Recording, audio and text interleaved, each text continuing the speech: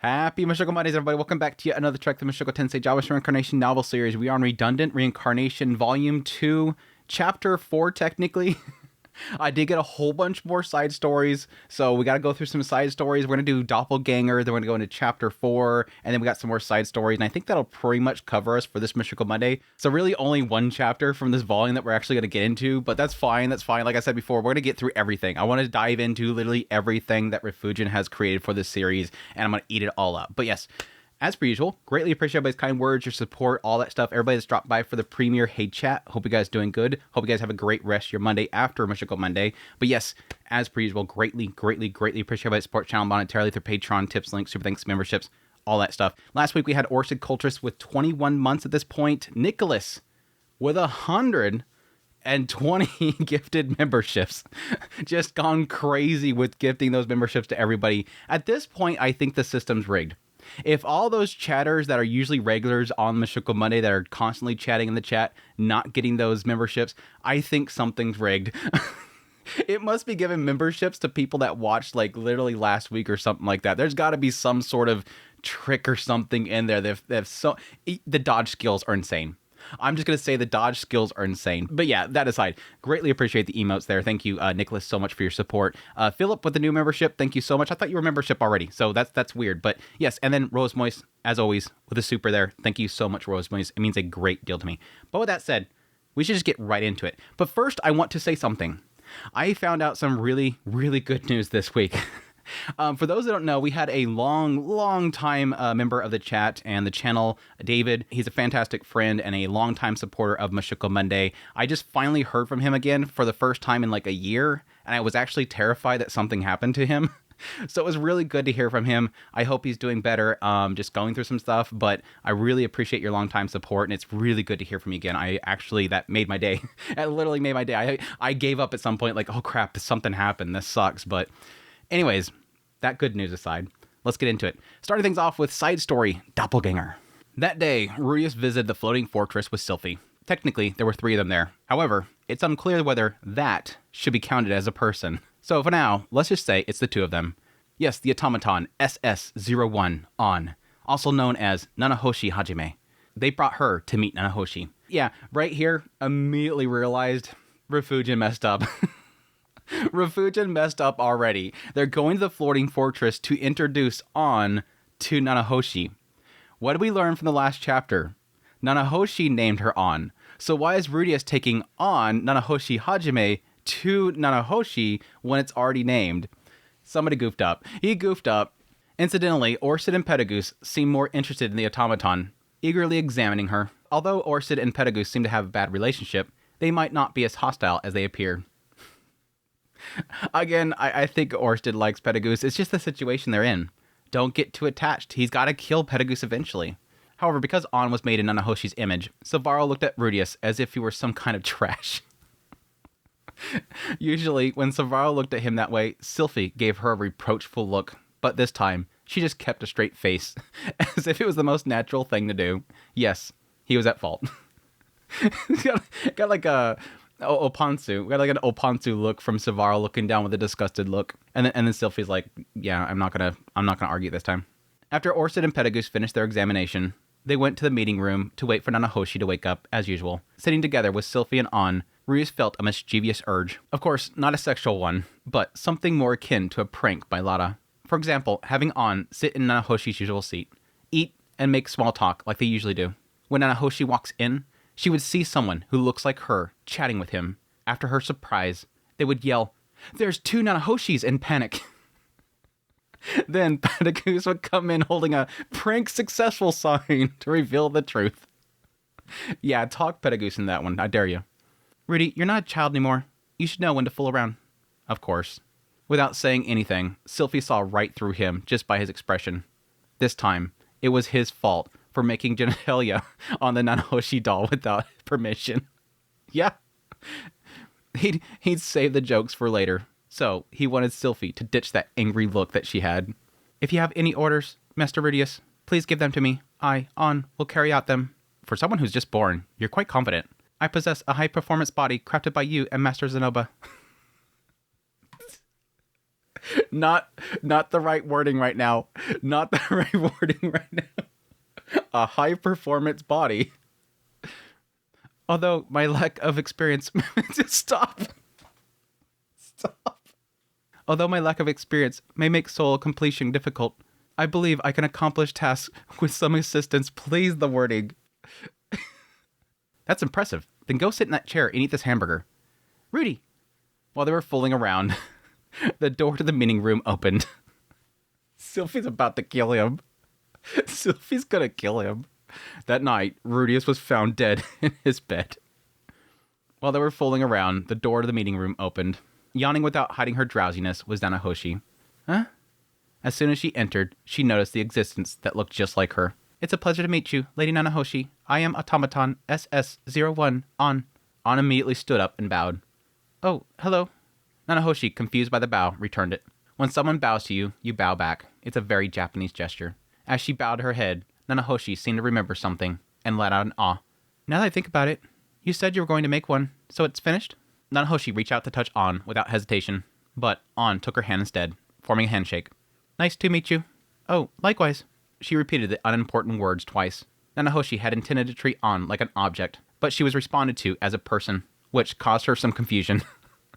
I'm guessing they had the conversation beforehand, and she's like, well, it's just going to be a tool, so who cares? I wouldn't get attached to it or anything like that. I may have just been completed, but I will do my utmost to serve as your representative, Lady Nanahoshi.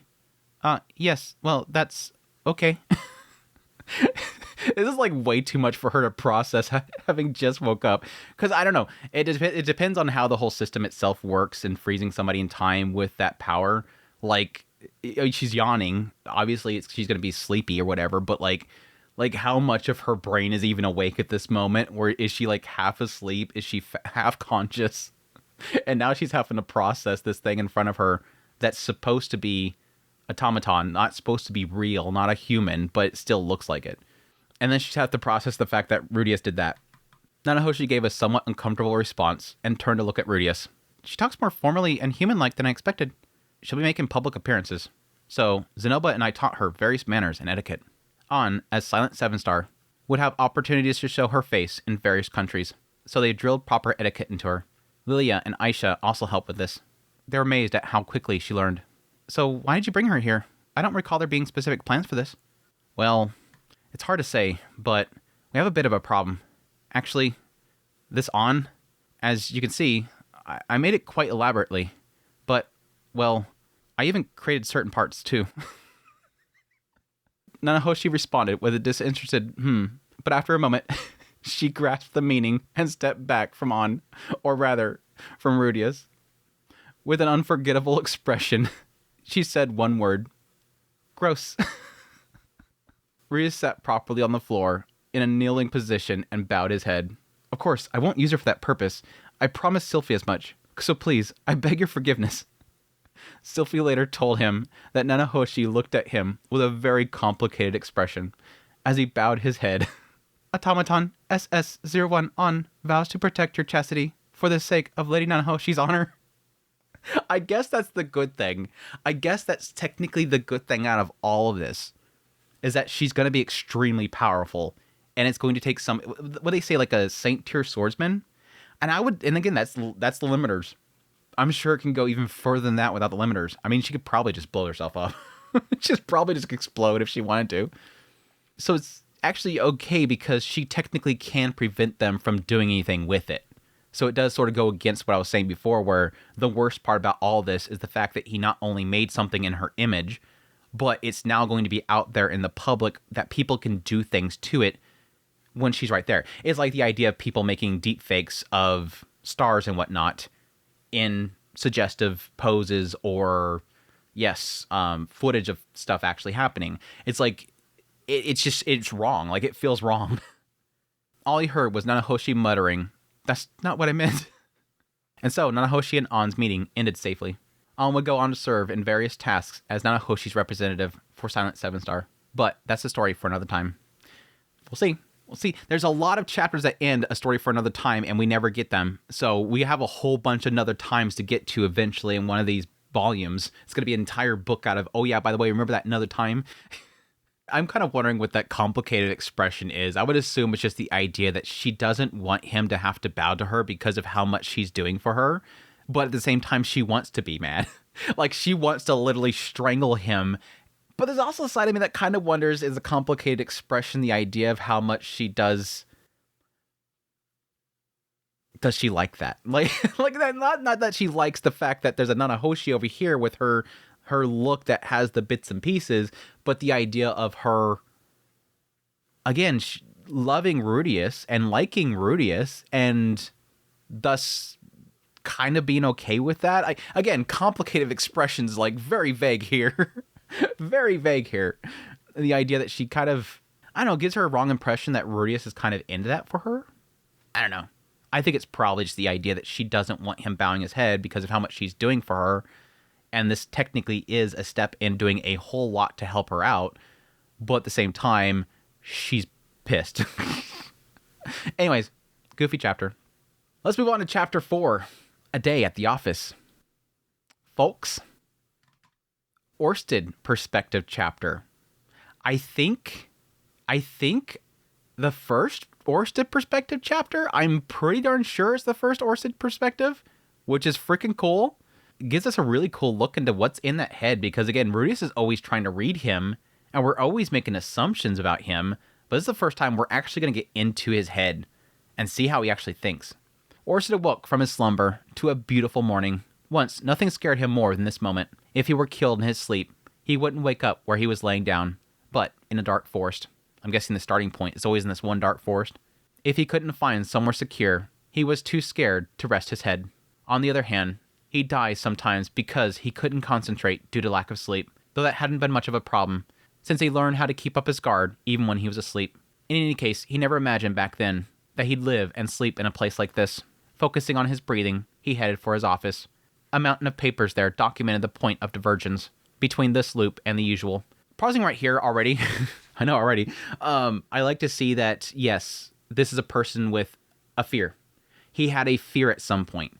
At some point in his life, whenever he went to sleep, he would fear the idea that the next moment he woke up, he was going to be at the starting point again, which imply, as he was sleeping somewhere, probably the man god sent somebody to kill him in his sleep, and then he'd wake up at the starting point again. Then at some point, he had to figure out some way of guarding himself as he slept.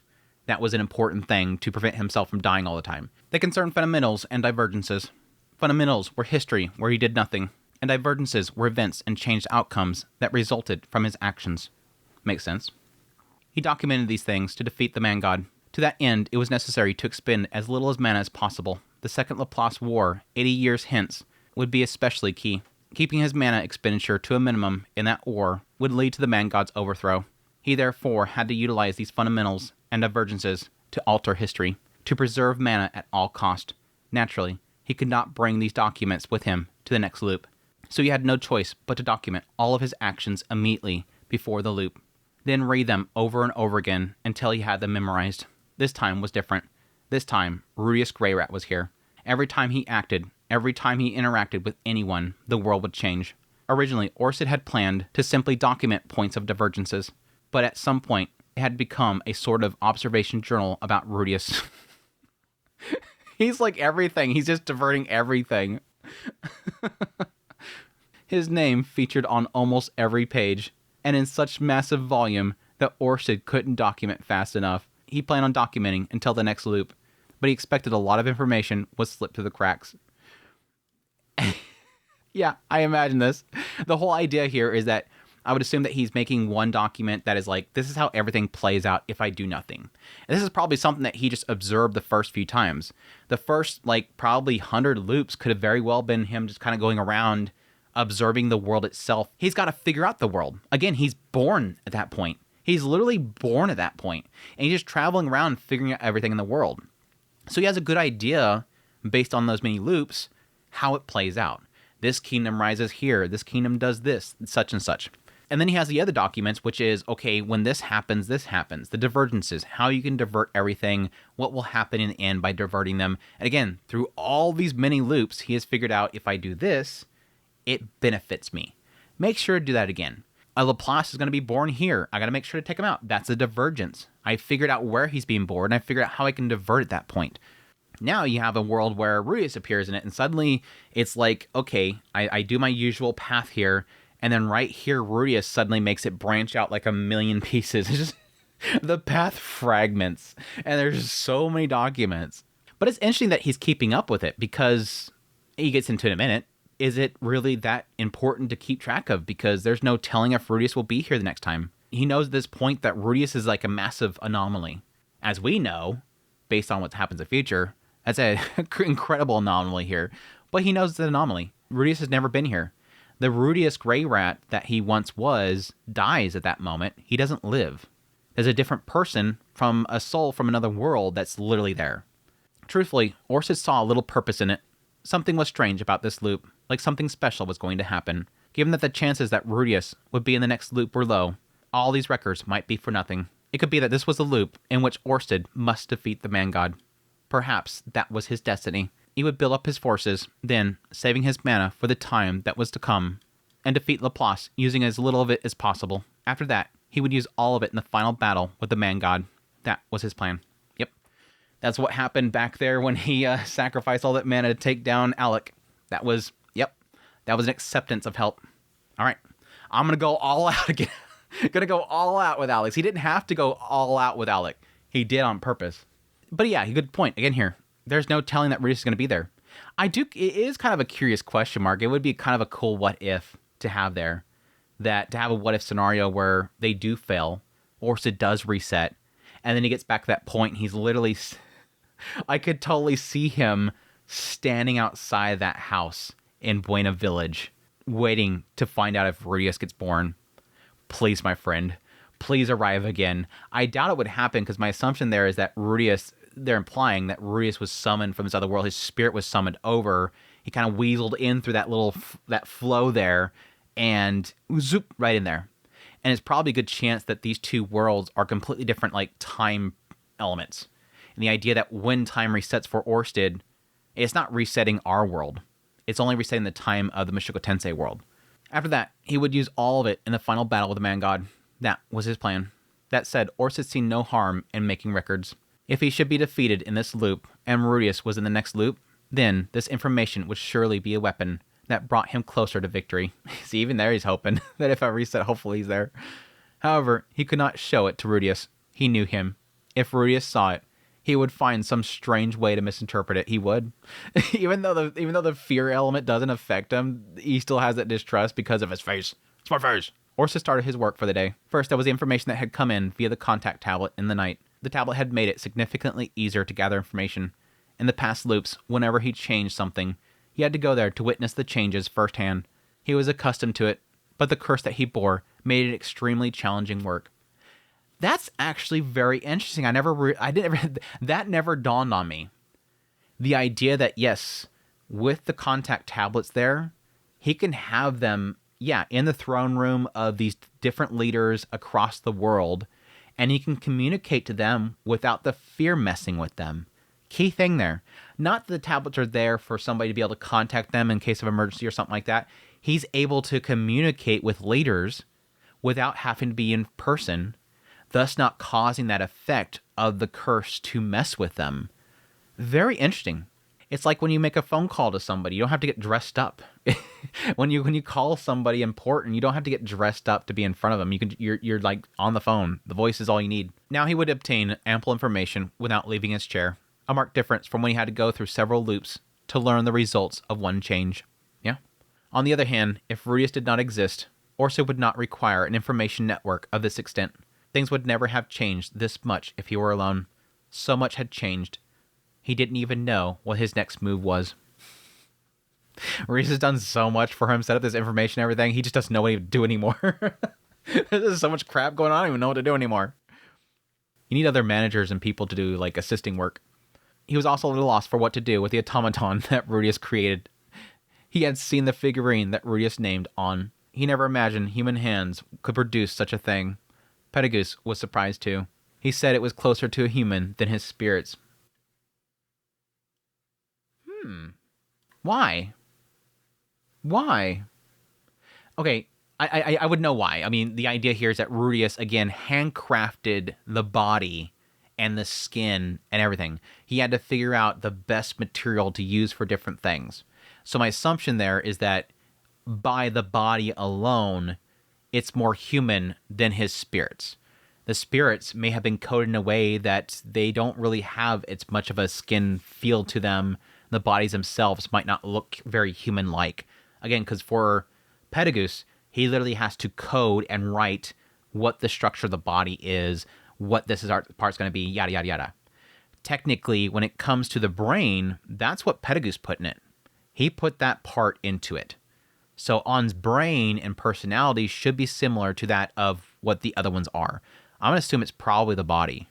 Orsted could only speculate, but he believed that this is what the maniacal Dragon King Chaos dreamed of. Chaos was dead and gone, but if he lived, he would have likely made a figurine with them. If there was another loop, perhaps Orsted would delay reclaiming the sacred treasure from Chaos. I don't remember if they probably did at some point. I'm probably forgetting. I don't remember if they ever said that he took out Chaos. I think it may have implied at some point, but that's sad. There's like an element there of like, he would have liked to see that. It almost feels like Orsted, like if it feels like an Orsted regret moment. Like he would have said it. I mean, this is his perspective. He would have said, I regret that or whatever. But there is like an element of like, he wanted Chaos to see it. Perhaps next time I can wait on reclaiming the treasure so that he could have built something with Rudius. That's what it's saying. He's like, if he lived, he would have made a figurine with them. Next time I won't kill him so that he can make a figurine with them. Almost feels like a regret. As Orsted pondered this, he glanced at the contact tablet and saw some intriguing news. It was from Ariel. Isolde and Doga had gotten married. To the best of his knowledge, the two of them never became husband and wife before. The likelihood of Isolde marrying at all was next to nothing, to say nothing of children. This too must be a result of Rudius' involvement. Orsted had no clue how to reproduce this result. No, not Rudius this time. Not Rudius this time. By proxy, it is technically Rudius, but not directly Rudius. This was an involvement of Edis. I think this was a heavy involvement of Edis, because Edis going to the Sword Sanctum, meeting Isolde, and them having that group there, and then at that point, Isolde seeing that Edis and Nina had both moved on to get married, she wanted to do that too. So I think there is an element of her almost wanting to push herself further to get connected there. And then being available, I think that didn't push Doga to eventually meet her, and then that all happening. But again, also, Rudius assisting with Ariel getting there. There could also be an aspect there where now that, Sandor's there, there's that involvement as well, bringing him into the picture. He meets Doga, brings Doga in there. There's a lot of butterfly effects happening, basically, but nothing like directly Rudius hooking them up. But yeah, I would assume that likely of her marrying was next to nothing, say nothing for children. I totally see that, again, because of all the different checkpoints that she made, basically. She made all these checkpoints you had to go through. The attempt to reproduce it could wait until he saw what sort of person their child became and what part they would play. Ugh, there's a nasty part. I gotta make sure that he's gonna be on my side, not against me. Depending on what happened, Orsted might end up stopping them from being born next loop. He suspected that Rudius would object to that, which would be a shame. He didn't want to lie or deceive him anymore, even if he went to the next loop and he forgot everything. Again, this shows that sign about how much he appreciates Rudius. That the Orsted from before, basically, would probably not even give a crap whether Rudius liked this or not. He's going out of his way to not offend Rudius. He probably wouldn't like that. I probably wouldn't want to do that. That would be a shame. I don't want to lie to him anymore. I don't want to deceive him, which a lot of that probably has to do with Rizurd. Again, because he wasn't very clear with Rudius about Rizurd, right now he's being very careful about how he says things and trying not to deceive Rudius anymore, wanting to be very clear with him. Hey, Isolde, she's going to create somebody that's going to work for the Man God. I can't have that happen in the future, in the other loops. Even if you might forget it, I want you to know. Even though he might not remember it, I want you to know. Good morning. Orsted had been organizing his papers when Rudius appeared. Paperwork today too? Boy, you sure are diligent, Lord Orsted. It's always what I do. Always doing something. That's what counts. Life is long, after all. Life is long. Rudius is talking to Orsted, so he's like, life is long rather than life is short. Slow and steady. Trust you to know that, Lord Orsted. Rudius occasionally had strange turns like this. Usually, he was a little more composed, but there was a logic in his moods. When he became excited like this, it meant something good had happened. On the other hand, when he became furtive and guilty, it meant there was something that he didn't want to say. He was easy for Orsted to read. What happened? Nothing gets past you, CEO. Yeah, well, you know Lotta. She said, I want to be with Dada all day. Chris is attached to me, but I didn't expect to hear it from Lotta. It's gone to my head a bit. Did you bring her? I did. I put Lotta and Sieg on Leo's back. Sieg too, Orsted questioned. That was a little unexpected. The thought must have shown on his face as Rudius' expression changed dramatically. Sieg says he's a fan of Alex. When all that stuff happened the other day, I think Alec told him about Bahirel Kingdom. He said if the North God's going to be here, he'd come because he wanted to hear a story again. Alec's with him now. I see. I suppose I shouldn't have brought my son to work. I don't mind. That's interesting. It implies that he just found out that Isolde and Doga got together. And now Rudius is implying that this literally happened right after Chapter 3 with the whole situation with On. So why is he just now finding out about that when that happened way back here? I guess there's like a question mark as to what time each of these chapters sit in. Rudius' family was his weakness. They were important to him, his reason for living. He would do anything for them, and anyone who harmed them became his enemy. He would attack without thought of consequences. Unfortunately, if it looked like he might lose, he'd change sides as easy as breathing, even if his opportunity were with the man god himself. Even right here, Orsted is implying that he could even betray me someday. Rudius would be willing to do that. No doubt. No doubt. If an opportunity presented itself to him that he could switch sides again, if it meant saving his children, he'll do it. He will side with what... That's what he did with the man god for Orsted. When he went and fought Orsted, he said, please spare my family. Okay, as long as I get to survive my family, I'll work with Orsted. He didn't care which side he was choosing. He had no allegiances to the man god or to Orsted. Just, at the moment, Orsted seemed like the only way to live. I'll go with Orsted. It ends up being the right choice in the end. He'd bow his head and forsake all pride just to protect them. Orsted had known many such people. To retain Rudius as an ally, he had to take care of his family.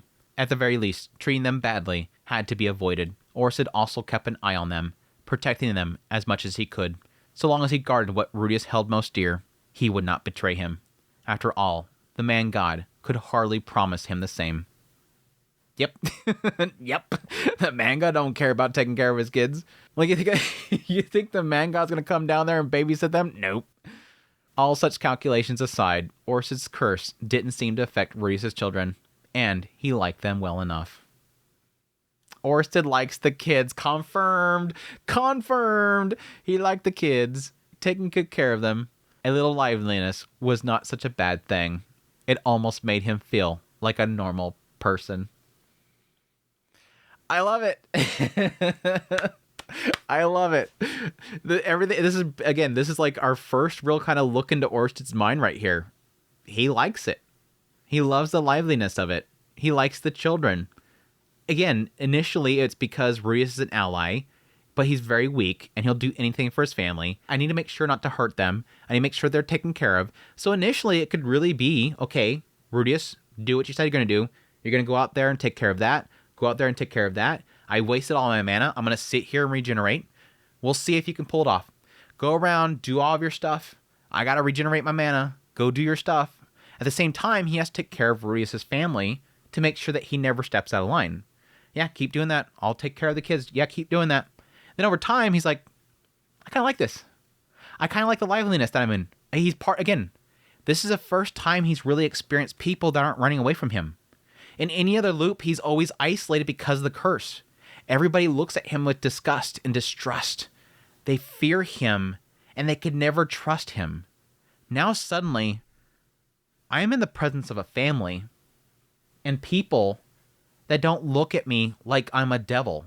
They still scare of him because of his face. It's just my face. But he's getting an experience of a family for once. That's, again, solidifying that idea of Papa Orsted. It literally is a part of the family now. I love it. I love it. I can't imagine being isolated for all of those like thousands of years, never having anybody to talk to and really be alongside. And there could be rare cases where people aren't afraid of him, but an entire family? Your children are lovely. Orsted made an effort to smile. He thought he was complimenting Rudius' children, but his expression turned serious. Orsted figured that he put Rudius on his guard. This was a man who'd be smiling blandly 1 minute, only to launch into some outrageous scheme the next. Orsted was fairly sure that he'd be fine, but it wasn't impossible that he'd find himself buried alive in his sleep. It would be easy to defeat Rudius now, but if he caught Orsted unaware, I'm not giving away my daughters, Sir Orsted. Not even to you. They're having like this casual talk. I see. I suppose I shouldn't have brought my son to work. I don't mind. Your children are lovely. Sir Orsted, I'm not giving you my daughters. It's like there's all this gap of like Orsted thinking, but that's how literally the entire conversation flows. Rudius is like, I'm sorry that I brought Sieg, but he wanted to meet with the North God. You know, I probably shouldn't have brought him. I don't mind. Your children are lovely. Sir Orsted, no, you're not having my daughters. That's not what I meant. So dorky. Rudius' expression returned to normal. I'll have them come by later and say hello to you. I do not mind either way. Such formalities are unnecessary. All right. Lauda can be rude at times, so that's probably for the best. We're finally, in this chapter is like all, I mean, it subtly mentioned it here and there, but this chapter is like all about, by the way, Lauda's like a trickster. Hey, by the way. With that, Rudius sat down on the sofa. Right, time for another hard day of work. What shall we do today? We can have a mock battle with Magic Armor version 1. Or should we calibrate the curse suppressing helmet? I can do a progress report on the development of version 3, or the adjustments to version 0 too. We could have another meeting about our next moves. Everything Rudius suggested was something that he could take the lead on. Presumably, he wanted to look good in front of his daughter and son. But while organizing his papers earlier, Orsted had remembered something. It was minor, but it was better to have it done if they were going to go to war with Laplace. About that.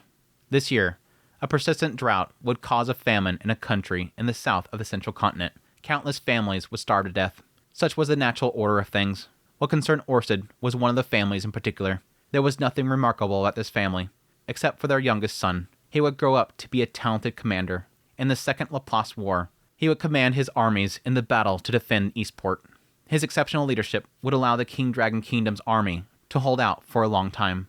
Usually, Orsted didn't let it come to war with Laplace, and out of consideration for his remaining mana, he left him alone. This time, there would be a war with Laplace, and Orsted had Rudius. It was better to go now, while there was still time, and save his family. Interesting, very interesting. Again, normally this wouldn't matter because I want to go kill Laplace immediately. Again, in this loop, he knew where Laplace was going to be born, and he was going to take him out before he even grew up. But now, he's going to let it happen, because he doesn't know where Laplace is going to be born. That is the situation. Rudius looked disappointed. I won't be able to show Lauda what my job is like if we're on a business trip. It can wait till tomorrow if you prefer. Rudius shook his head. No, if he can't remember the exact day that his family starves, then we shouldn't delay. I doubt we'll be too late, but people are frail. You never know when they might drop dead. I always have supplies ready in case I need to travel. I can leave at once. If you don't mind. I'll get things ready now. Rudius hurried up from the room to get his equipment he kept in the storage room. Around 15 minutes later, he returned dressed for travel, with a backpack, food, scroll veneer, and an assortment of other things. He turned to Orsted, then put his fingers together and raised them up to his forehead in a snappy gesture. I'm very sorry to ask this, but when you have a moment, please take my kids home. I'm sure they'll be fine with Leo here, but I'd rather someone keep an eye on them. Very well.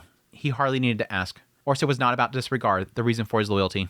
Again, this is something that's always in the back of his mind. Orsted's always like, yep, I'm not going to let your kids die. I'm not going to let your kids die. If I let your kids die, this is going to all fall apart. It is kind of interesting to see how, like, very quick Rudius is to this. No, you said this thing. You're not sure when they're going to die. I'm going to move on this now because we can't have this dude die. I'm not going to flake on this stuff. Rudius is, like, putting aside his family at the drop of a hat because this is priority one. Yes, he loves his family, but again, how does he keep his family alive? He's got to make sure that Orsted's plan does not fail.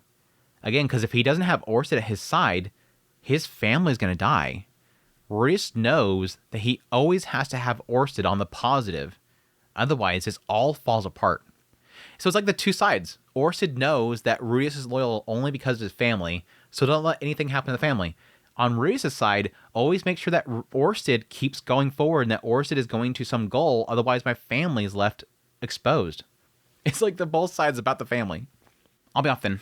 Rudius ran straight down the stairs to where the teleportation circles were. Over the past few years, he had gotten faster at acting when he needed to, and he almost always followed through on the tasks that Orsted assigned. Orsted had followers in his previous loops, pawns. He had never had anyone who worked with such ease and competence, doing what he said so faithfully. Again, it's funny because this is the NEET, the past NEET that's like a super hard worker, doing everything for CEO. He understood a little of what it must be like for the man god and his disciples. At this, Orsted frowned.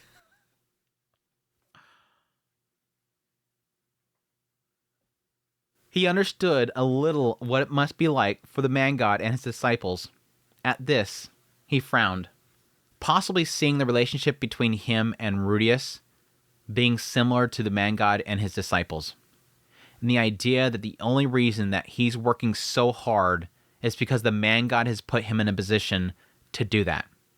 I put Rudius in a position to be a pawn that is always having to do everything not to be killed.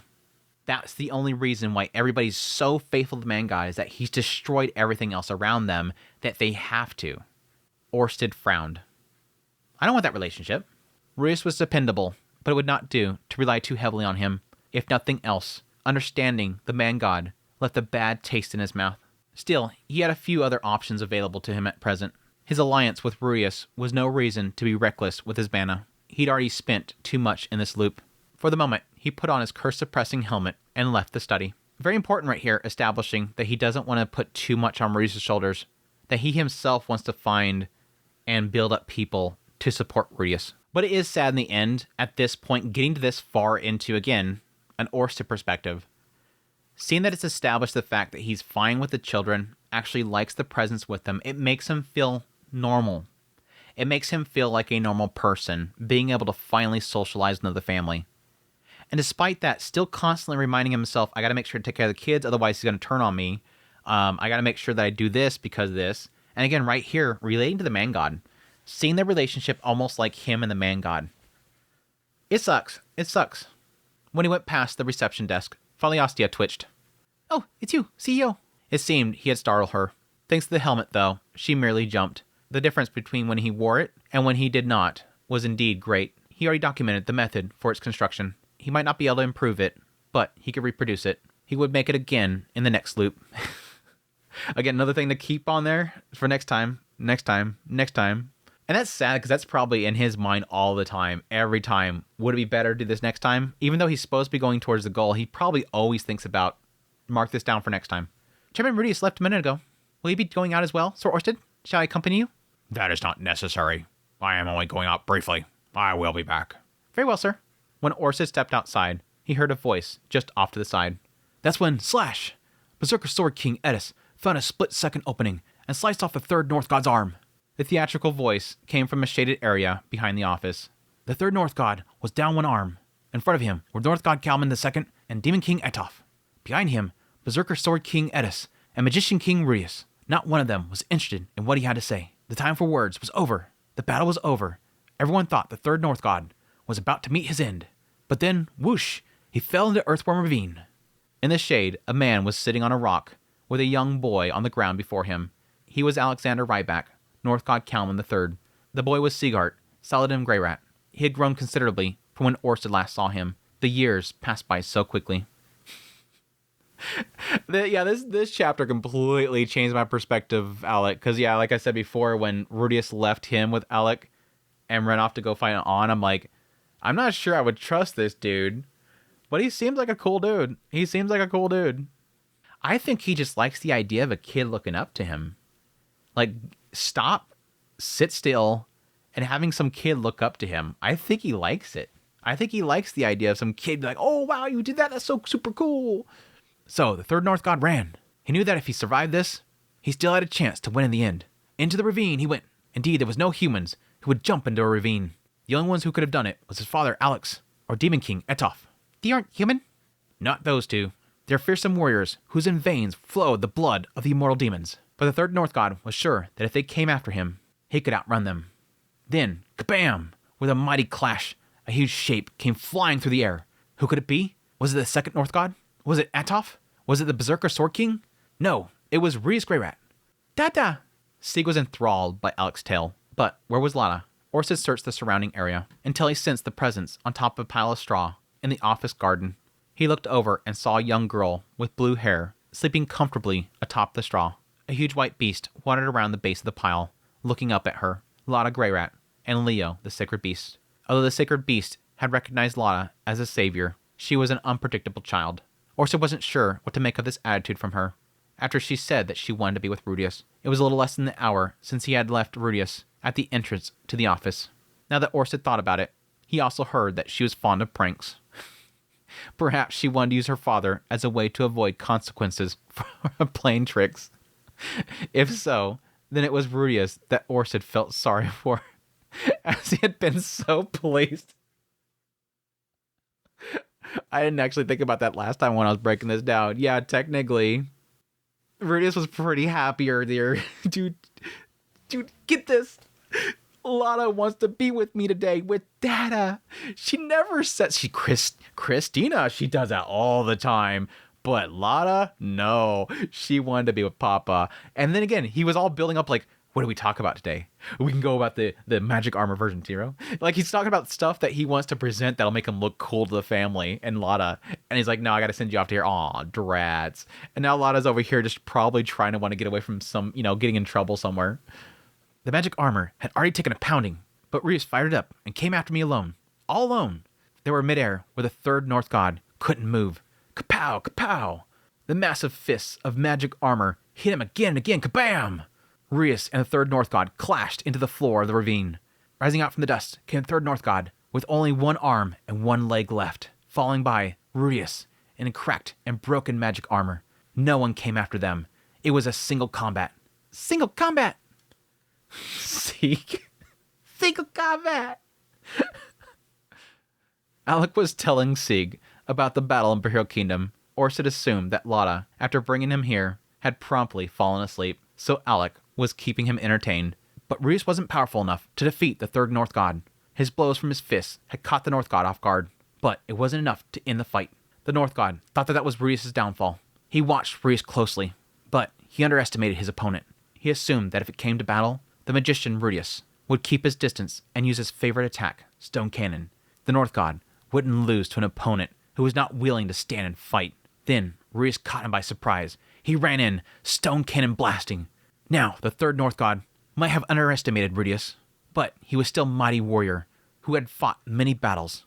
At once, he stepped back out of the path of a rock, only for it to disappear before his eyes. It was a feint. Feint! Feint! The North God's sword slashed out, not far enough. Because of Rudius' feint, because of his step back, he didn't strike a mortal blow. All was not lost. He was just about to jump back when his foot floated off the ground. That's right, Rudius had one last trick up his sleeve. He could control gravity. He invoked dragon equal to that of King Dragon Blade, Kajikut, to lift North God ever so slightly off the ground. I guess it's confirmation? I mean, he's confirming it too. I think we can put a confirmation on that lid. Just screw it right on there. Confirmation lid. Yeah? Anybody else here? I mean, it was like Rudius at the time was essentially trying to disturb magic on the sword and mess that up.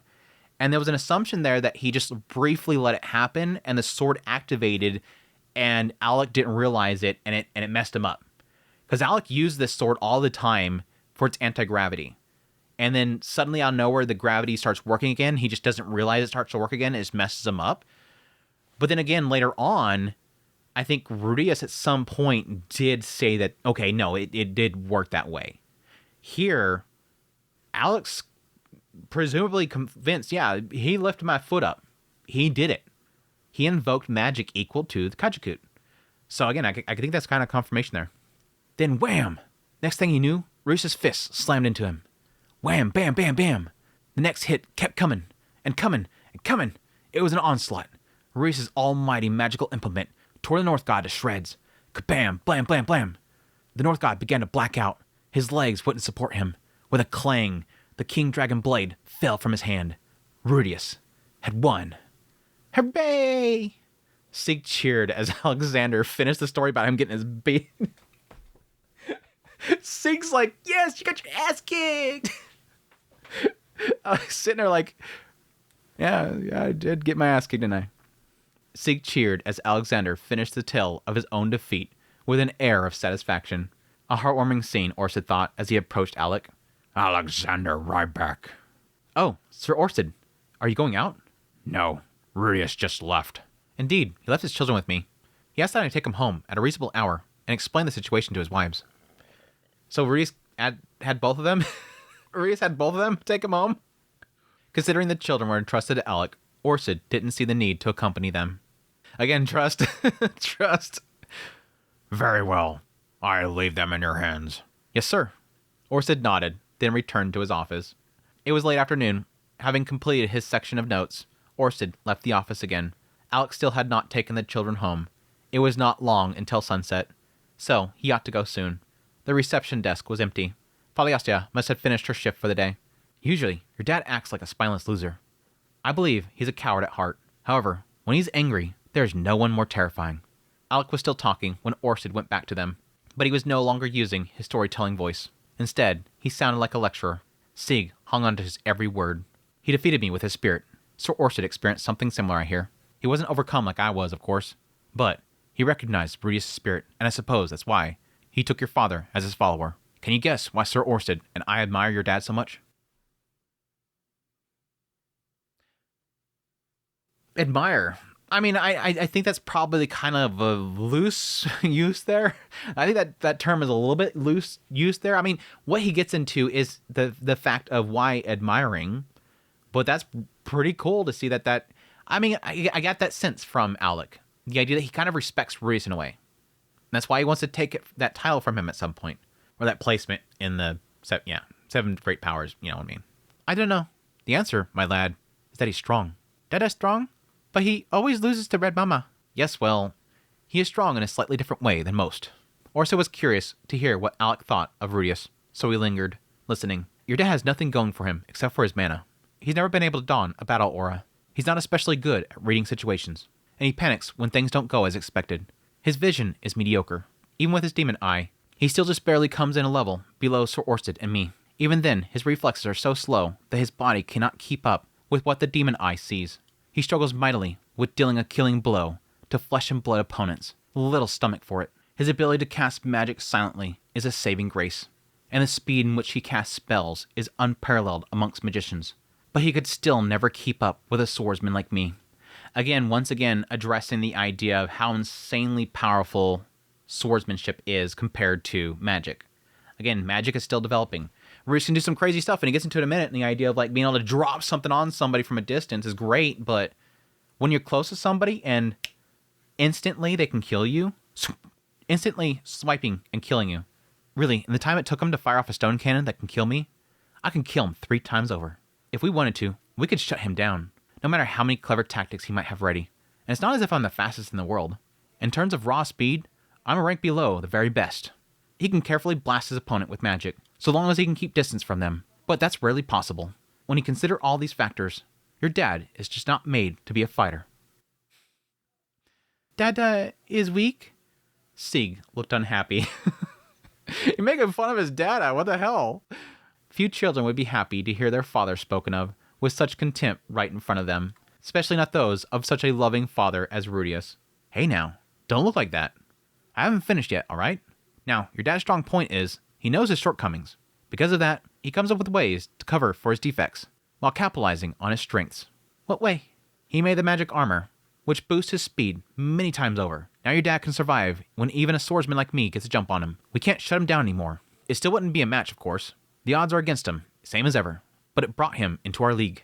Him, a magician, who can't don a battle aura, who has nothing going for him except for his outsized reserve mana. On top of that, rather than running away, he started standing and fighting. Sometimes he fights head on, and sometimes he attacks from behind like a coward.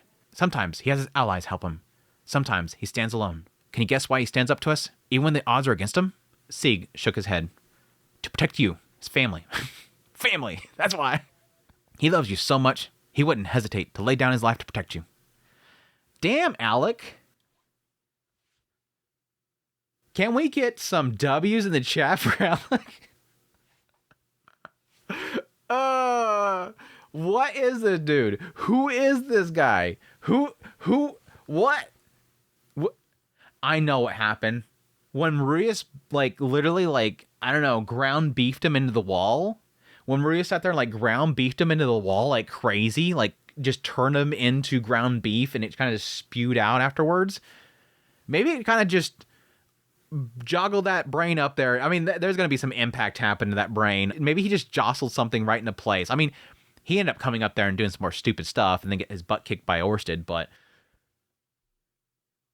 who is this dude? Again, it went from literally he's obsessed with killing Orsted and just if I have to kill the Superge to look like a hero, I will. You got the information wrong. I don't care. Everybody thinks they're evil, so I'm going to kill them so I can get looked all popular. I want to be a hero, just like Northgard Kalman the First. I want to be a great hero, just like Data. I need to achieve some goal and purpose in my life to be a hero. To suddenly, he's a puppy dog at Orsted's side, ruff, ruff, following around and talking about how he wants to take the title back from Rudius eventually. And Rudius is completely unsure with him. I'm unsure. And now suddenly he's sitting down with Sieg and he's telling Sieg the truth. Your father's weak. And that's important, not to lie to Sieg. He's not going to tell Sieg, oh yeah, and then he blasts me into the wall. He's so heroic and epic. He's such a great dad. Super strong. No, he's saying he's not strong. He figured out ways around it. He used his brain and he did everything that he could. He got allies, all for one sake. Strength through perseverance, finding ways around problems, overcoming his own weaknesses because he's covered in weaknesses. But that shows it even more so. He did all of that. You boy, right there, looking at you.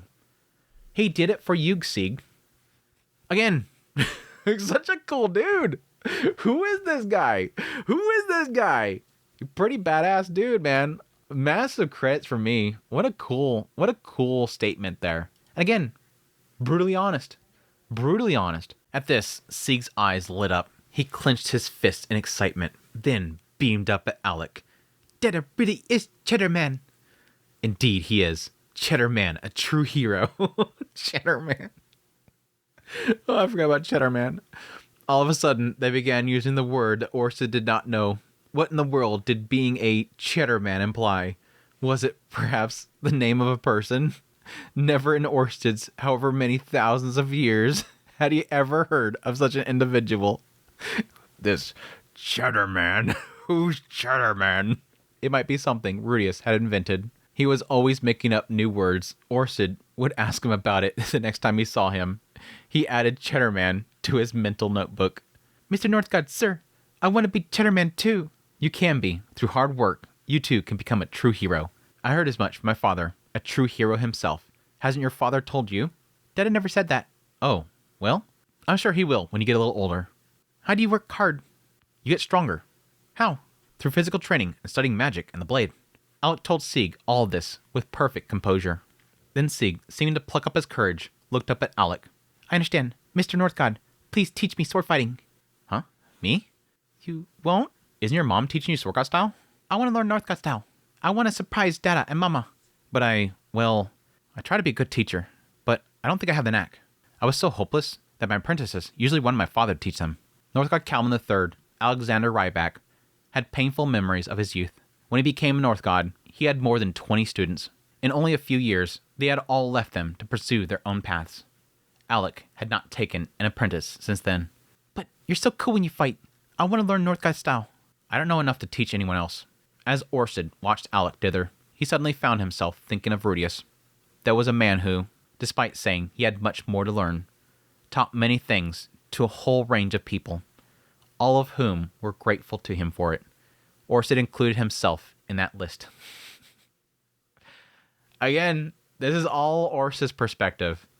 seeing a guy who did so much for other people, taught a whole bunch of people so much incredible stuff, despite the fact that Rudius sees no value in himself, he taught others so much stuff that they were grateful for, including Orsted. Again, Orsted, who has been living for thousands of years, Rudius taught me stuff that he's grateful for. Alexander Ryback, you will teach the boy. Alec looked up in surprise. It was though he hadn't noticed Orsted come over. That was, of course, impossible. But, Sir Orsted, I'm still learning to be North God. That is why you must teach him. In the course of training a single apprentice, you will come to better understand both North God style and what it is you need to work on in yourself. In the usual course of history, North God Kalman III, Alexander Ryback, changed his ways after losing to Sword God Gino Britz. I think they mentioned that before. That he would fight Gino Britz. But either way, like the fact that Gino Britz could take down North God Kalman III, Alexander Ryback, it kind of makes sense again because of the placements there. But it's still kind of crazy that Gino Britz has the capability of taking down Alexander. And you again, assuming he's probably going to have Kajakut as well. Dude, who is Gino Britz? Who is this guy? This guy's like, again, after the whole situation, you know, getting love happen and Doki Doki's happen, dude becomes like insanely OP out of nowhere. This guy that was literally not even on the blip on the radar back when they first introduced him, suddenly this dude's like literally a god. Then after losing heart, he took on only one apprentice. The child was not gifted by any means, but as Alec watched over him, he came to re-examine himself and thus grew into a true North God. The North God Kalman III, who fought in the Second Laplace War, was the greatest North God who ever lived. So he's got to get a boy in there for him to train, and then suddenly he'll get boosted up. He's going to get boosted up once he gets there. What came of the child in this loop, Orsted knew not, but Alec already tasted defeat and changed his ways. It therefore seemed reasonable to move up the schedule and have him teach someone now. Interesting, doesn't know what came of the child in this loop. Again, everything kind of shifted so much once Alec kind of became involved with this whole situation. He wasn't keeping track of the kid no more. Yeah, that part's not even in the picture. That's a complete deviation right there. It so happened that Sieg had a gift for sword fighting. He was stronger than any ordinary child, presumably thanks to the Laplace factor. He might not have been as strong as a blessed child, Zenoba, but in the future, he would have no trouble swirling a two-handed sword with one hand. Being out of the ordinary, his natural destination would be the North God style. This would occupy him to useful ends. Yeah, I can imagine that. Again, with that increased strength there, being able to wield a two-handed sword, perfect match for North God style. He would basically be able to do what Alec is doing right now with Kajakut because the fact that it's got that anti-gravitational thing. We wouldn't even need it. It wouldn't even need that aspect. What was more, Alec, it seemed, had failed to understand one thing. Rudius' mana was not his only strength. He also had friends who would rush to his side when he needed them. He did not force those friends in battle. I mean, he did bring up the friends, but yeah, he technically did gain those friends outside of battle. He didn't have to beat them down to gain their favor. Perhaps it was difficult for Alec to see it after losing to Rudius in single combat, but it might become clear to him if he spent time with Rudius' children. If he could see that strength and adopt it, he might grow into an even nobler and mightier North God than in the usual history. Yeah, see that? Again, it seems like literally apprenticing somebody back in the previous loops is what taught him something to become incredible. And that could be through the idea of just seeing the value in lives, seeing the value in wanting somebody to protect. I will make some excuse to Rudius. Well, if you ask it, Sir Orsted, I'll do it. Alec grinned and then turned back to Sieg. He grinned. He's all for it. Right then, Sieg, your training begins tomorrow. If you want to surprise your mom and dad, you gotta keep it a secret, understand? Yeah. Sieg looked up at Alec, his eyes sparkling. Alec looked more excited about his tiny apprentice than worried. For the first time in a very long time, he would be teaching real swordcraft. They would surely make an excellent pair. Only one thing bothered Orsted. Alexander Ryback, I wish to ask you a question. Anything, sir. What is on your back? Alec's back was covered in a large number of blurbs. Those things that human children often threw and stuck to one another's clothes when they played. Little ones called them hitchhikers. Oh, these are from Miss Lana. She must have been bored. She kept sneaking up behind me and sticking them on my back. Orsted absorbed this silently. It's one of those things kids do. I'll pick them off later. Ah, yes, Lada and her pranks. Orsted thought. It made sense. Like, he knows she's there. Like, it's not like she can sneak up on Alec. It's just, he's like, okay, as long as she's happy, she keep at it. Where is she? Didn't she go in the office? For a second, Orsted worried that she had gone down to the basement and jumped onto the teleportation circle. Fortunately, when he searched for her presence, he found her exiting the office. She was with Leo and had a nonchalant look on her face. Orsted also sensed Feliastia inside. Presumably, she had been entertaining Lada on the second floor. Yeah, because he didn't see her when he came out. Miss Lada, Master Leo, it's time to go home. Okay. She took Sig's hand, then boosted him up onto Leo's back before clambering up after him. Once there, she sat behind him, with her arms around him. I'll see them back now. Alex set off on a lead, with Leo trotting behind him. Suddenly, as Leo passed by, Lada looked at Orsted with a triumphant smile and chuckled under her breath. Orsted had no idea why. After they were gone, just imagine this. Okay. Come by. Just slowly trotting by.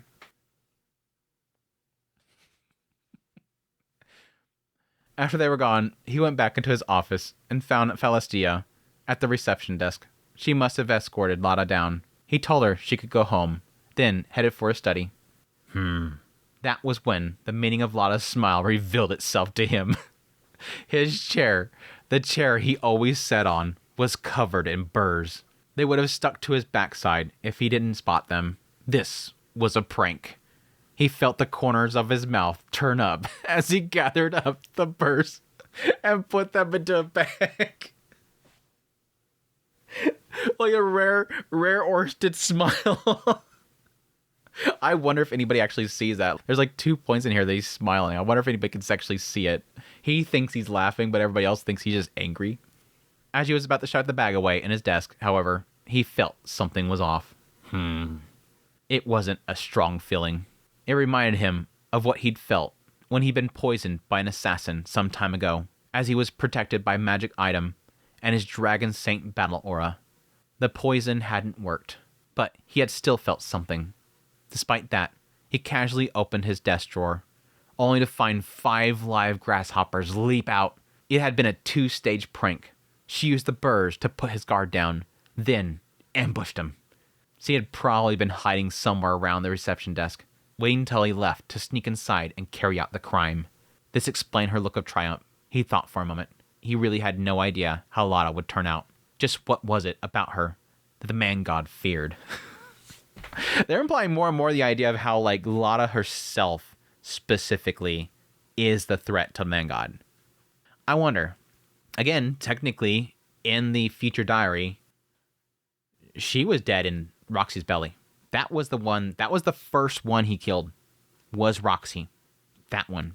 The fear is, of course, the entire family, because they're all not affected by Orsted's curse, and thus will be able to stand at his side. But she was the first target. She was the first one to go. Rudius returned several days later. He hadn't just saved the family. He made rain fall in the entire area, putting an end to the famine. Competent indeed. Once Orsted heard the full report, he brought up the matter of Sig. I wish for Sighart to come here regularly. Can I ask why? Rudius gave him a dubious look. Orsted considered how to explain it. There is something somewhat intriguing that I wish to keep a close eye on. Rudius paused for a long time. Is it dangerous? No. Can I set a curfew? You may. All right. I'll let my wives know. Despite Orsted's vague explanation, Rudius agreed. Perhaps he trusted him, or had given up on getting a clear answer out of him. You have no other questions?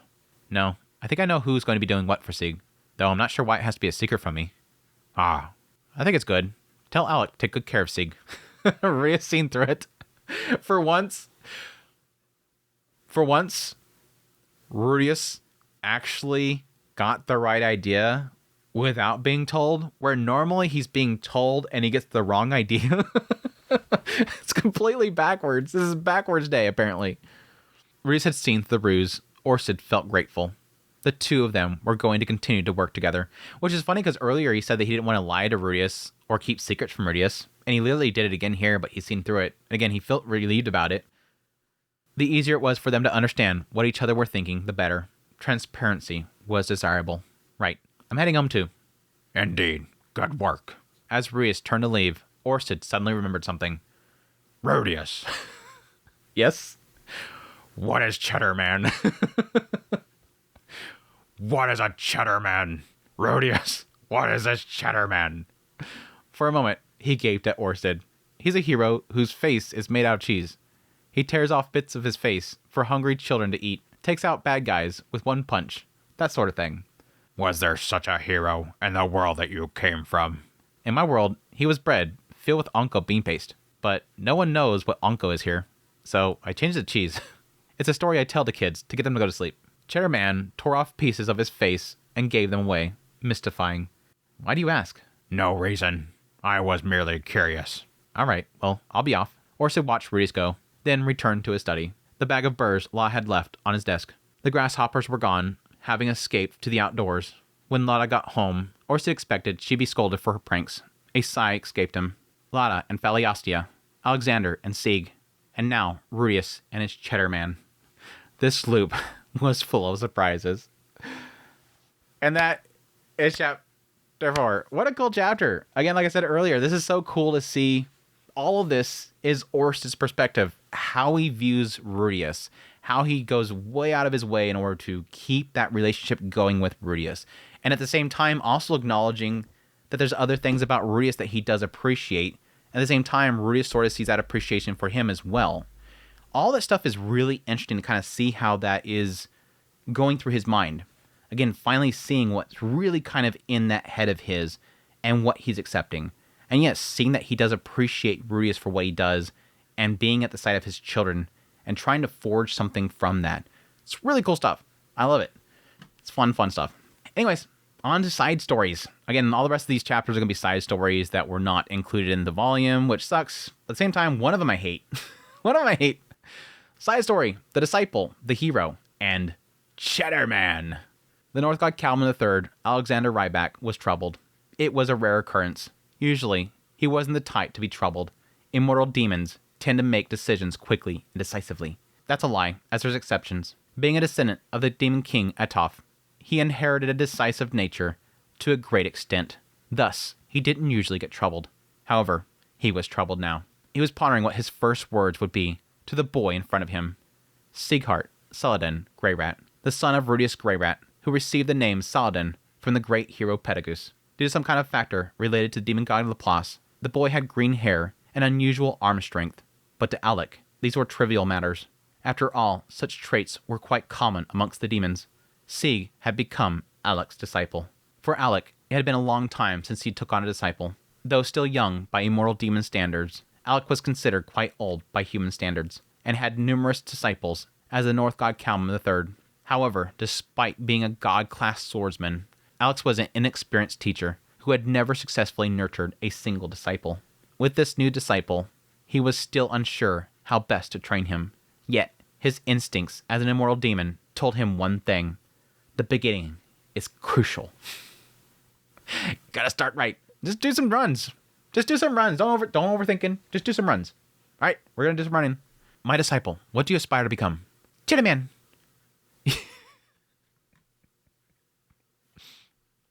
I knew it was coming, and it still made me laugh. I'm sorry, Cheddar Man. Yes, in other words, a true hero. And what do you think a true hero needs? To work hard. That's right. A true hero can be made through hard work. But it's not enough just to become strong. Reflecting on his past, Alec realized that he had always pursued strength. He thought that by becoming stronger and defeating stronger opponents, he would eventually become a hero. That's what Alec believed. However, things are different now. He no longer tells his disciples things like, just try defeating a dragon first, then we'll talk after that. No wonder they all leave. The important thing is to know why you want to become stronger. Yes, I want to become stronger like Cheddar Man. Like Cheddar Man. Alec had no idea who Cheddar Man was. He's like, yeah, Cheddar Man, hero. He's like, yeah, Cheddar Man. I don't know what Cheddar Man is. But since the great hero Rudius spoke about him to children, there was no doubt that Cheddar Man was a true hero. All right. And with that, Alec stopped thinking too deeply. It's best not to. Starting today, you'll begin your training. Now, grab your sword. Yes, sir. After all, Alec was not good at thinking things through deeply, so he decided to follow the example of his past. What was it like for him? There were two people who taught Alec swordsmanship. First was his mother, and then his father. He seemed to remember his grandmother teaching him as well, but looking back, he couldn't be sure if she was genuinely teaching him the sword, or just playing with her grandchild, or maybe she just wanted to have some fun herself. I don't remember if that was training. She slashed at me a bunch, but I think she was laughing the whole time. I don't know. It was rather dubious training session. The Northgard style swordsmanship doesn't have a definitive form, but I'll teach you the same form I use. A style that can be considered the origin of the current Northgard style. Alright, try to mimic me. Alex swirled his sword around and took a stance. Sieg tried to imitate it, but couldn't, tilting his head in confusion and saying, huh? Like this. Alec twirled his sword again. Like this? Hold like this. Then do this. Then this. Seeing him struggle, Alec assisted, guiding his hands and moving his sword correctly. I did it! Sieg, learning quickly, soon started twirling the sword around on his own. Good, good. Now the other side. Twirl it like this. Cool, isn't it? Wow! Sieg adeptly used his wrist to twirl the sword. So this is a form? That's right. It's definitely not a form. Nor is it. This is a form? That's right. It's definitely not a form. Nor is it a wrist exercise to maneuver the sword flexibility. Alec does it simply because it looks cool. This entire chapter was just for this punchline. I love it. I'm sorry. It's definitely not a form. I like it. Literally in the narrators pops up. It is not a form. He just thinks it looks cool. It's like a Dragon Ball like narrator going on. Wow, this is great. You like it? Yeah, it's a cool form. Yep, that's right. It's a form. It was not a form. In fact, Alec just liked it because it looked cool. Thinking back, he recalls that his mother and father often twirled their swords. Whether they actually did it or not is unclear, but to Alec, it doesn't matter. Master, I could twirl it over my head too. Oh, that's good. I want to do that too. I've learned something from my training. Oh, gosh, dude. This is a disaster right here. Sieg's gonna turn into such a chuny. Oh, that's good. But don't you think it also looks cool to twirl it behind your back and then strike a pose like this? Cool, like this? It looks cool even when done from above the head. They literally doing Cloud Strife. They're literally doing the victory pose for Cloud Strife. That I wouldn't doubt that. I wouldn't doubt that. Cloud is so iconic. That's literally what they're doing. They're totally doing the freaking Cloud pose. The two of them began training to twirl their swords as stylishly as possible. This is literally the apprenticeship of Sieg. He's going to grow up to be a Cloud poser. The two of them began training on how to twirl their swords as stylishly as possible, seeking the ultimate coolness. It's definitely not a form. Although it wasn't a form, the way they handled their sword with ease and settled into their stances would make any onlooker see them as skilled. If this made an opponent overly cautious or decide not to fight at all, then even better. That too was part of the Northgard style. Yeah. As they continued, the day quickly came to an end. Let's call it a day. All right, let's go home. I'll walk you back. Okay, thank you very much. Sieg bowed his head, and his first day of sword training came to an end. Although it seemed like they were just playing around all day, both of them were completely serious. No one knew yet that Sieg would continue to train under Alec for the next 10 years and eventually be known as the strongest swordsman on the central continent. Like, just strength? Like, actually good or just physically strong? Because, again, he's got the Laplace aspect. He's super physically strong. But, like, actually skilled? That's another question mark. Just give him a massive, like, pillar that he just slams on everybody. And they literally can't move fast enough to get out of the range of the pillar. We'll see. But there's a big X to doubt there. Alex teach him anything besides. Anyways,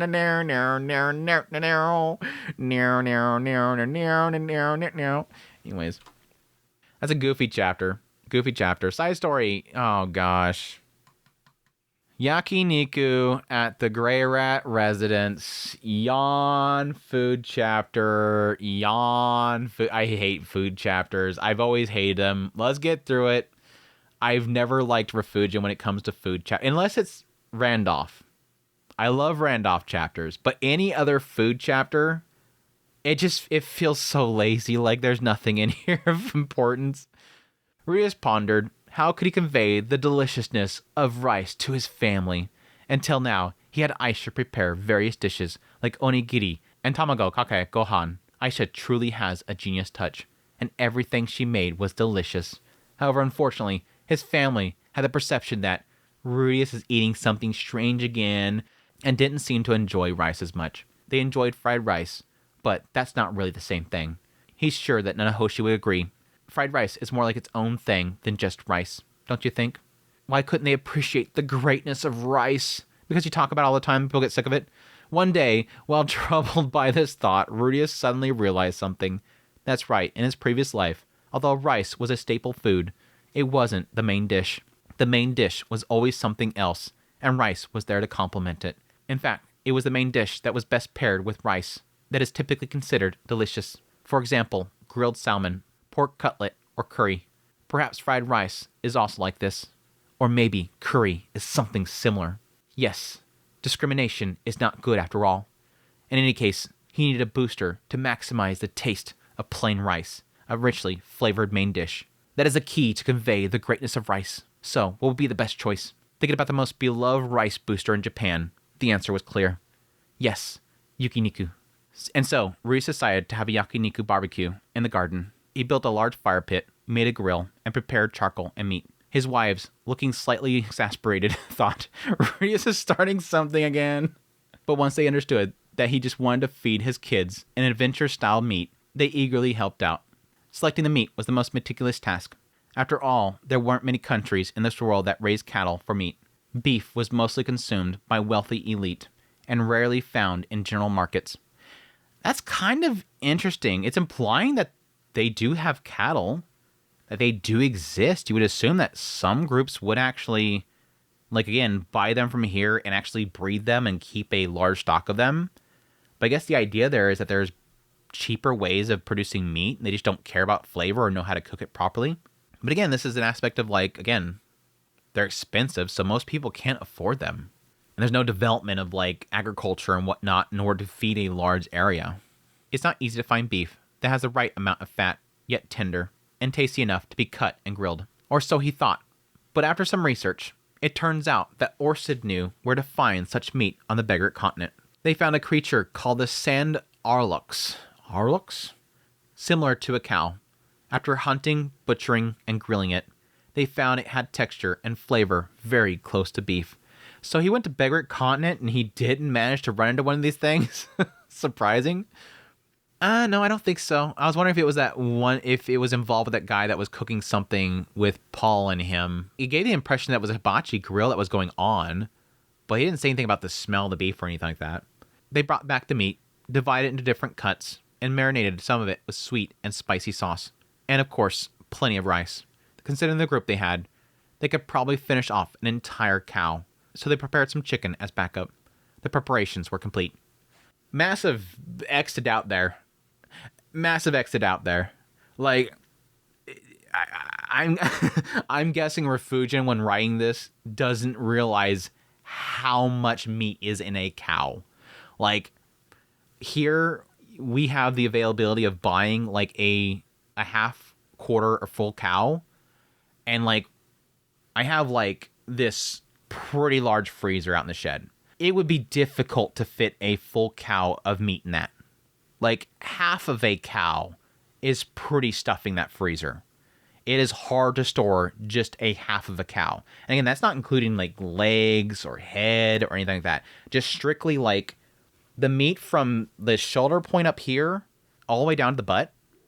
That meat right there, just one half, that's like half that freezer. And it takes like at least half of a year, maybe 3/4 of a year to go through all that meat.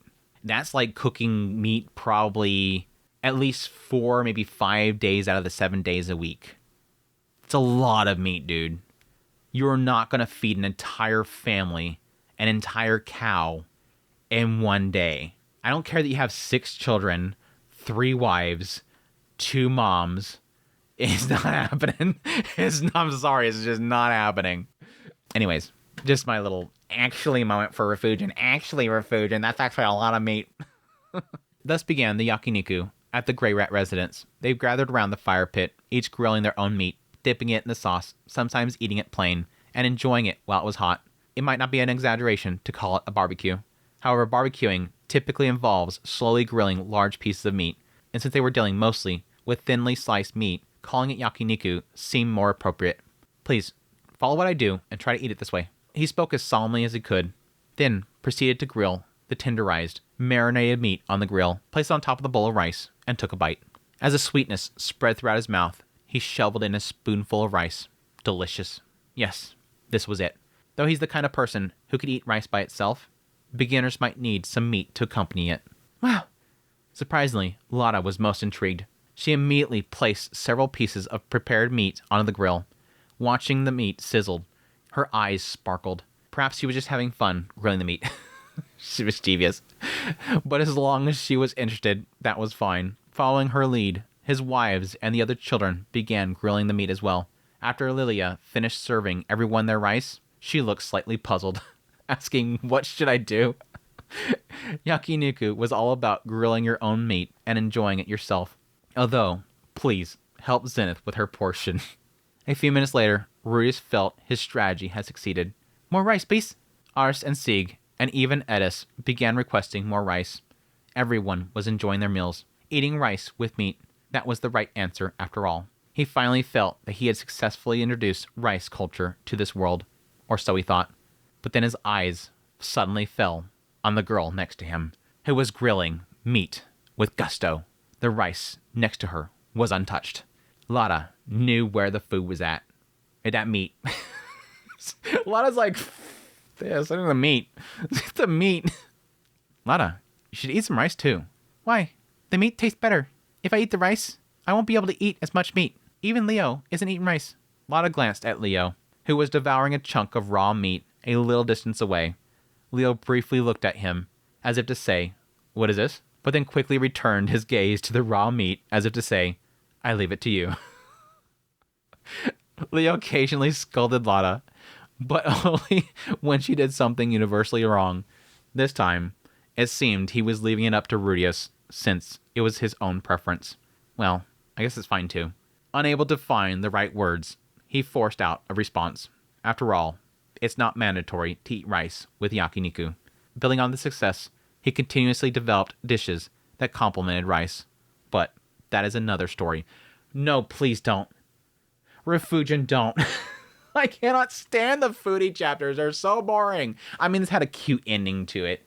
A cute little Lotta moment at the very end of it of her kind of like, no, I want the freaking meat, dude. Dad, are you crazy? There's meat right here. I don't care about that white stuff. That just fills you up. Which is legit the whole thing there. It's like it literally just fills you up.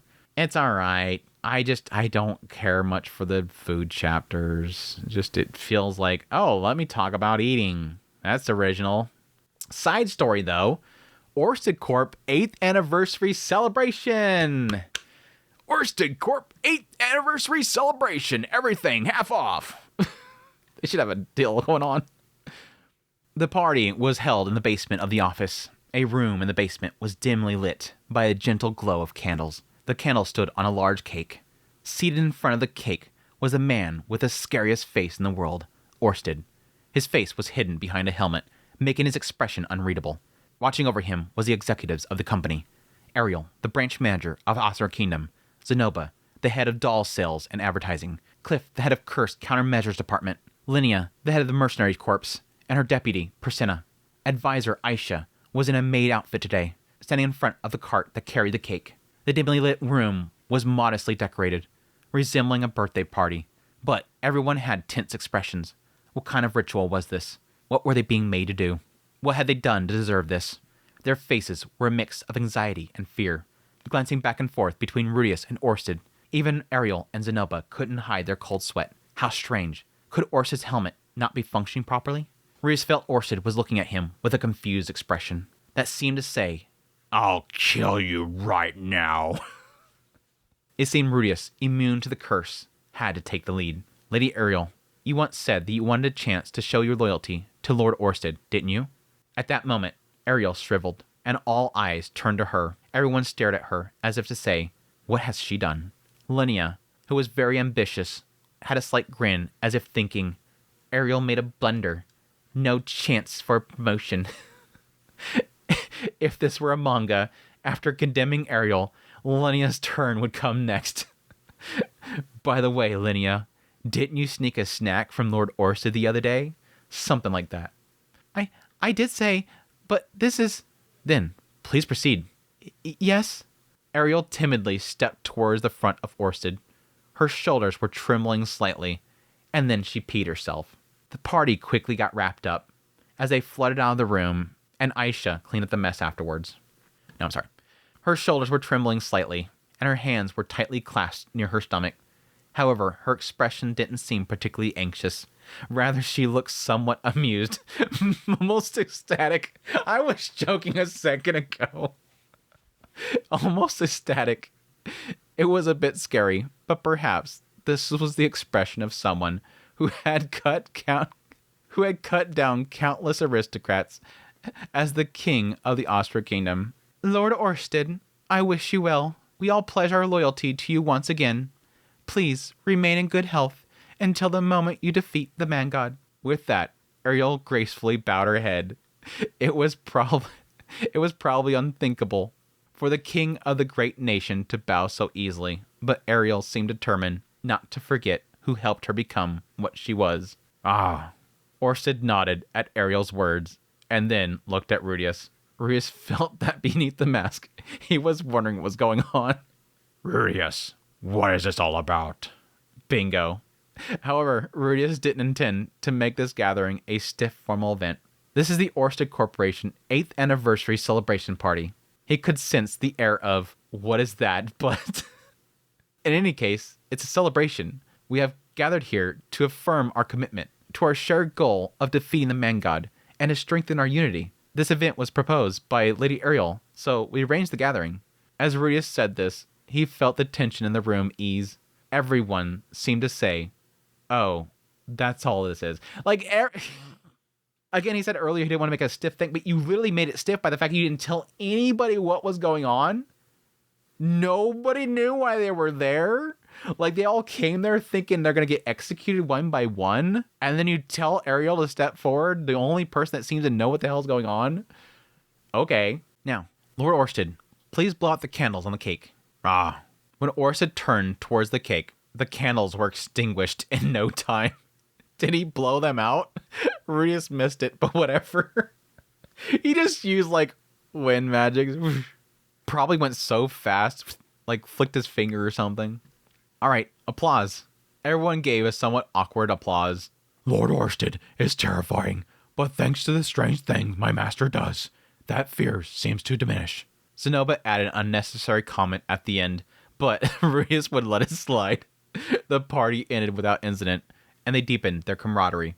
The atmosphere of the event was somewhat awkward, but as they parted ways, Ariel thanked Rudius. Since it was Ariel's idea, he was pleased as long as she was satisfied. When he told Sylphie about this later, she made a sour face and said, that gratitude probably has a different meaning, giving him a glimpse into the depths of the Austria royalty. But that's another story. I'm wondering if this joke chapter right here was before the one that we read that pretty much gets into, like, literally the details about the Piss Princess. Like, the idea of her, again, holding back everything and then revealing it to people by peeing herself or doing something inappropriate. That literally it's implying that Ariel just pissed herself as she walked out the door. that literally the setup of that may have been sort of that embarrassment that she wants to get off on. Like, getting everybody together for that was like, oh yes, this is exactly what I want. I want to be in Amelia in front of everybody looking at me with Orsted staring at me, yada yada. I don't know. This can go to different ways. Either she just wet herself as she went out the door, or just that experience right there was exactly what she wanted, and she got some sort of ecstasy from it. That gratitude is probably different meaning. It probably has a different meaning there, Rudius. Anyways, last one we're going to get into, which is side story, Lucy's birthday. We got 2 birthdays this entire Mushoku Monday. Today is Lucy's 10th birthday. In their company, taking a day off for milestone family birthdays is allowed. Or rather, Rudius decided so. I put it in the requirements. The boss didn't object, and each branch manager accepted it. While Rudius was pleased to gain understanding from those without families, there were also those who looked at him with doubt, as if saying, "Is it that important?" Celebrating milestone birthdays every 5 years is a common thing amongst humans, but other races didn't have such customs. For those people, it might be confusing why this rule exists. I mean, it's one of those situations where the other races are like, shoot, we get an extra day off? All right, cool. But he works for Orsted for his family's sake and is in a position to set company rules. So that's how it would be. He would hear objections, but only after Lucy's birthday. Despite that, his business trip got extended, and he still hadn't made it home. In his hand is Lucy's 10th birthday present. He picked it up during the trip. It was already evening, and although the birthday party was set to be at night, since school was closed for the day, there was no doubt that the mood would be celebratory from noon onwards. Rudius couldn't afford to be late to Lucy's birthday party, but he was already completely late. She might say that she hates her papa, or she might be having fun without him. Either way, it would make him sad. Failure. Failure, Dad. Failure, Dad. Oof. I'm home. Welcome back. As he arrived home, the one who greeted him was a blue-haired girl riding on Leo, Lada. Lada was wearing a triangular hat that they made together for her 5th birthday. It was made from cardboard. It was still around. Like, she's been keeping this cardboard hat the entire time. Did they ever imply they have cardboard in this world? I mean, it's not like an insane technology, but I don't think they've ever implied they have cardboard in Mushoku Tensei world. Yeah, I think this is the first time they've ever mentioned having cardboard as like a technology of something that people use. I'd have to go look in the anime. I'd be curious to see if there was any cardboard ever shown in like the marketplaces and stuff. You would assume a lot of them would be using wood. Like making cardboard is like a very, very complicated process, and unless you're doing it in massive quantities for a shipment, it's kind of inefficient compared to just making wooden boxes. Anyways, additionally, she was wearing nose glasses that Rudius had on back then. She was fully dressed up for the party. Lada, you look great today. Where is everyone? They've already started. Lada held out her arms, so he picked her up. Following her lead, he headed for the dining room. I'm home. Happy 10th birthday, Lucy. Ah, Rudy, welcome back. Lucy was eating cake, probably made by Lilia, with Ars and Sig. Of course, the rest of the family was there too. Edis was holding Chris and feeding her, while Sylphie was watching the kids with a smile. Roxy, on the other hand, seemed to be organizing the numerous open presents. There was a lot of presents, but Rudius shrugged it off. Papa! Seeing Rudius, Lucy stood up quickly. She started to stretch out her arms, but then noticed Lada in his arms and hesitated. Oh, my princess, Rudius thought. You are the star of the day. There is no need to hold back. He placed Lada back on Leo, who was nearby, and then picked up Lucy. She was quite heavy. When was the last time that he held her? She was already 10. You've grown into a fine young lady. Yes, Dad, do you have my present for me? Yes, of course I do. Here you go. He put Lucy down and took out a small package from his backpack, then handed it to her. Lucy received it very solemnly and opened it carefully. She saw what was inside and froze a bit. Inside the package was a pair of silver earrings. They were custom made in the Orst Kingdom, his recent business trip destination. I thought it was about time you start wearing something like this, Lucy. Ah, yes, thank you.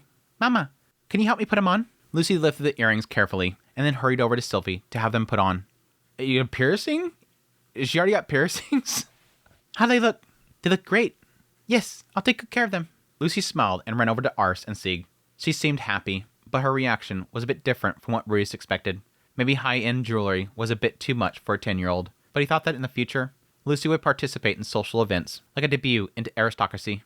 Rudius was recognized as an Austrian noble after all. Having such accessories won't be a bad thing for those occasions.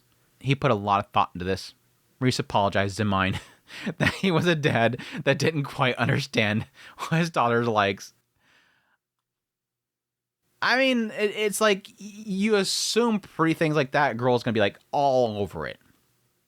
But the problem here is that he's like, I thought about the fact that because we're an Austrian, nobility, despite the fact that they keep trying to push it away, they're still technically a part of it. And there's no avoiding, based on a position this is going to happen eventually, she might take part in that stuff. Error.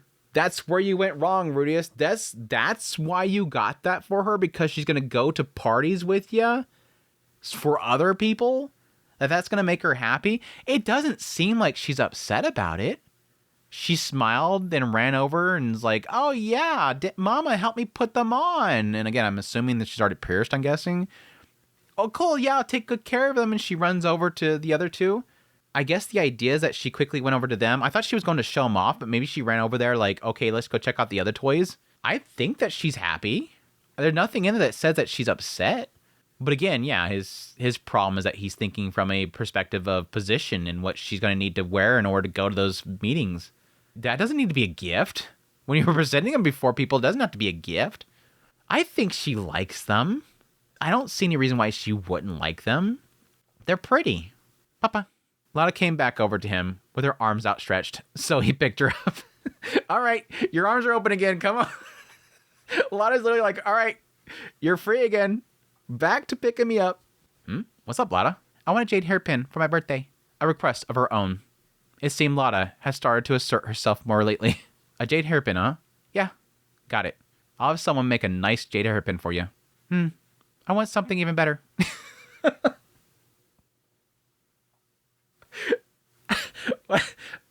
I want a jade hairpin. Okay, I'll have one make a nice jade hairpin for you. I want something even better. Really? Well, then I'll consult Lord Orsted and have him find something amazing for you. Okay, do that. So, Dad, I need a nice hairpin. I want something better. Yeah, you get that Orsted to do that for you. Get you the best one. I want something that's like magical strength in it. Come on, Leo, we gotta go.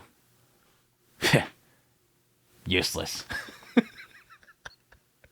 Lotta's a dork already. I'm already noticing the dorkness that I got an impression from a lot of people's like artwork of Lotta that was kind of hitting my feed and whatnot after. I do really appreciate the fact that it feels like as I'm getting to certain points of the story, for some reason out of nowhere, stuff starts popping up in my feed and my chat. And I'm not like actively avoid. It's probably because I'm just not actively avoiding art anymore because I've kind of seen most everything. But like I've seen a lot of stuff of Lotta, and it's like it always does get that sense of like this right here, just kind of a little snootiness, a little bit of mischievousness. I get an aura of I don't give an F. That's literally what I get a sense of is I don't give an F. Like this is a face of I don't give a F. This is like, I don't give a and that's what I get a sense of. I don't know why I just didn't use this. I don't give a It's literally what I have a sense of. Lotta is still quite mysterious, but at least she tells me what she wants. It makes things easier. He thought maybe he shouldn't think of it as easier, though. Lucy isn't a demanding child either. Her grades are top-notch, and she's eager to join the student council next year. I kind of assumed that was going to happen. She's incredibly talented. At home, she actively takes care of her younger siblings. She was Rudius's pride and joy, but she's also growing up, and things are getting a bit more complicated. She's only 10 years old, but she's already 10. She's transitioning from a little girl to a young lady. Her sense of self is developing, and her thoughts are likely changing in a school environment. He wanted to respond accordingly and treat her appropriately, but he was not sure how to do that. Raising Lucy is his first experience as a parent. Anyways, today they would celebrate Lucy's growing up, healthy, and reaching her 10th birthday. Thank you for growing up safely over these 10 years. Aww, that's sweet. That was a sweet chapter. Nothing really to kind of dig into there besides, again, Lucy. I think he's reading Lucy wrong there. I think she's perfectly fine with it. Again, I guess the sense they're getting there is that because she immediately pivoted to go do something else right after getting it, doesn't feel like, oh my gosh, yes, yes, yes, jumping around in a circle and just constantly looking at it and going, oh, it's so great. Look at everybody. It's so great, so great, so great. But I think she likes it. I don't get a sense that she hated it. But yeah, getting this idea that Lotta is kind of a little bit of a goofball. She's a little bit of goofball. It's a cute chapter. It was a cute chapter. Put a smile on my face. Seeing Lucy reach 10. again, we're jumping forward in time here, jumping up to, because it was 7 when she went to school, 10 now, so we're another 3 there. So we're getting up there. We're getting up there. Anyways, that is it for this Mushoku Monday. I hope you guys enjoy this Mushoku Monday. As always, really fantastic set of chapters. Really, it's chapter 4. I think chapter 4 was just phenomenal. Yeah, I had a lot of laughs out of the other side chapters. I didn't really care much for the foodie one, but it's fine. I'm sure somebody out there really loves the food chapters. Refugin obviously loves the foodie chapters. He likes his food, but it's fine. But I loved him. I loved him. But yes, next week we'll be getting into the Millis Travelogue, and I think that's like 6 chapters long, so I'm sure that's probably going to be multiple Mushoku Mondays. We'll see. It's always dependent on how much I actually dig into them, but we'll just go with it when we go with it. But yes, really appreciate you guys' support, all your kind words, everybody that supports the channel. It's you guys that makes this all worth it. It's been a fantastic ride with you guys, and I greatly appreciate you guys' support. But yes, as per usual, greatly appreciate everybody who supports the channel monetarily through Patreon, tips, links, super thanks, memberships.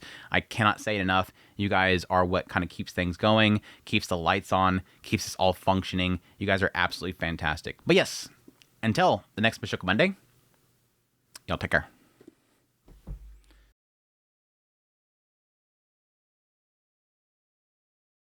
I wish for Sighart to come here regularly.